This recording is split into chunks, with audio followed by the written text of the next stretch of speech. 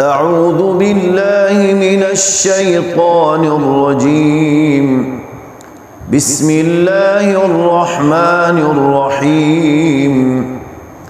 الحمد لله رب العالمين، الرحمن الرحيم، مالك يوم الدين. إياك نعبد وإياك نستعين.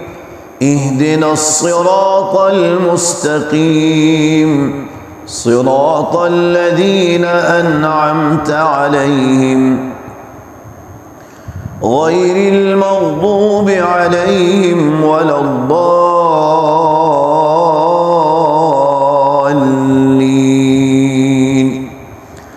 بسم الله الرحمن الرحيم. والفجر وليال عشر والشفع والوتر والليل إذا يسر هل في ذلك قسم لذي حجر. ألم تر كيف فعل ربك بعاد إرم ذات العماد التي لم يخلق مثلها في البلاد. وثمود الذين جابوا الصخر بالواد. وفرعون ذي الأوتاد الذين طغوا في البلاد فأكثروا فيها الفساد فصب عليهم ربك سوط عذاب. إن ربك لبالمرصاد.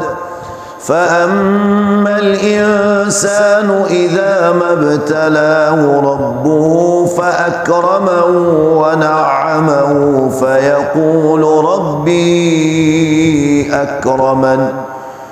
وأما إذا ما ابتلاه فقدر عليه رزقه فيقول ربي أهانن. كلا بل لا تكرمون اليتيم ولا تحاضون على طعام المسكين وتأكلون التراث أكلا لما وتحبون المال حبا جما. كلا إذا دكت الأرض دكا دكا وجاء ربك والملك صفا صفا وجيء يومئذ بجهنم يومئذ يتذكر الإنسان وأنى له الذكرى.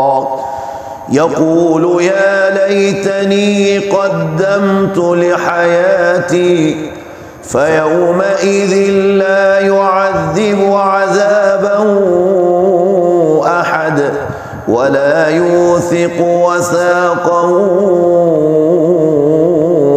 أحد. يا أيتها النفس المطمئنة ارجعي إلى ربك راضية مرضية فادخلي في عبادي وادخلي جنتي.